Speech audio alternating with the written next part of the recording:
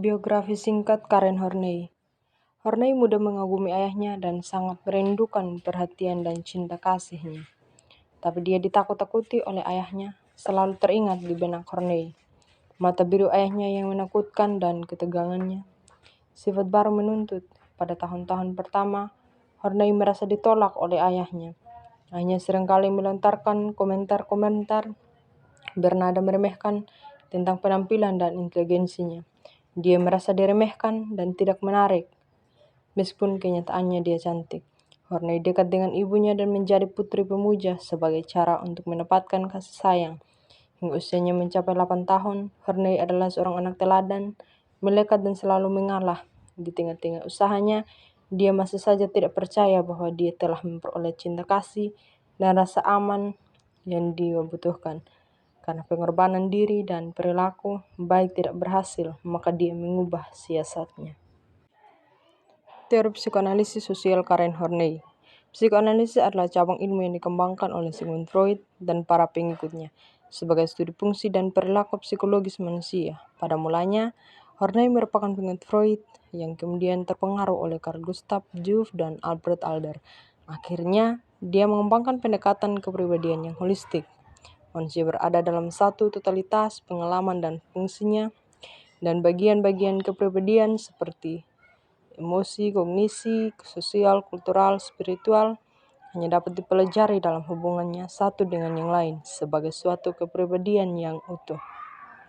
Pakar psikoterapi lain seperti Monroe berpendapat teori dan konsep Horney berbeda seperti radikal dengan pikiran Freud dan Freudian, sehingga sukar mencari kesejajaran antara keduanya. Namun Horney sendiri menyatakan bahwa tidak ada hal penting yang dapat dikerjakan di ranah psikologi dan psikoterapi tanpa mengikuti temuan fundamental dari Freud.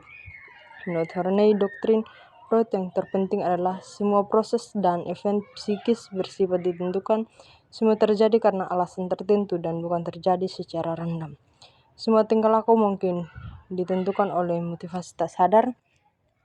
Motivasi yang mendorong manusia adalah kekuatan yang bersifat emosional dan non-rasional. Di sisi lain, Horney menentang teori Freud dalam hal teori Freud terlalu mekanistik dan biologik sehingga tidak bisa menggambarkan keutuhan motivasi dan tingkah laku manusia. Prinsip kepribadian Karen Horney. Konsep utama Horney adalah kecemasan dasar yang dirumuskan sebagai berikut. Perasaan yang terdapat pada anak karena terisolasi dan tak berdaya dalam dunia secara potensial bermusuhan. Sejumlah besar faktor yang merugikan dalam lingkungan dapat menyebabkan anak mereka tidak aman, yakni dominasi langsung atau tidak langsung.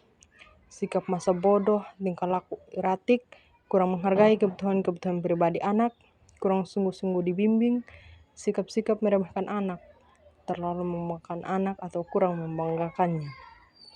Kurang adanya kehangatan yang dapat diandalkan, harus berpihak dapat perselisihan antara orang tua, tanggung jawab terlalu banyak atau terlalu sedikit, terlalu dilindungi, terisolasi dan anak-anak lain, ketidakadilan, diskriminasi, janji-janji yang tidak ditepati, suasana bermusuhan dan sebagainya. Struktur kepribadian. 1. Diri ideal. Horney percaya bahwa makhluk hidup, jika diberikan sebuah lingkungan dengan kedisiplinan dan kehangatan, akan mengembangkan perasaan aman dan percaya diri, serta kecenderungan untuk memiliki pemahaman diri. Sayangnya, pengaruh-pengaruh negatif awal seringkali menghambat kecenderungan alami seseorang memperoleh pemahaman diri atau mencapai realisasi diri, sebuah situasi yang membuat mereka merasakan perasaan terpisah dan rendah hati. Selain itu juga, terdapat perasaan terpisah dari diri mereka yang semakin berkembang oleh karena merasa terpisah dari diri mereka sendiri. Maka seseorang merasa harus mendapatkan kebenaran akan identitas yang stabil. Kesimpulan. Adapun kesimpulan yang diperoleh dari saya sebagai berikut. Berdasarkan materi yang telah disampaikan di awal, saya mendapatkan beberapa kesimpulan sebagai berikut. Motivasi yang mendorong manusia adalah kekuatan yang bersifat emosional dan non-rasional. Mengalami proses melingkar yang oleh Horney dan maka lingkaran setelah atau fase. Horney tentang Norris didasarkan pada konsep gangguan psikis yang membuat orang terkunci dalam lingkaran yang membuat tingkah laku tertekan dan tidak produktif. Kemudian dikenal sebagai masalah kecemasan, Horney mengemukakan 10 kebutuhan neurotik, yakni kebutuhan yang timbul sebagai akibat dari usaha menemukan pemecahan-pemecahan masalah gangguan antara hubungan manusia. Saran, saya sarankan untuk memahami bahwa kepribadian seseorang dipengaruhi oleh berbagai faktor, termasuk pengalaman masa kecil, hubungan interpersonal, dan konflik internal.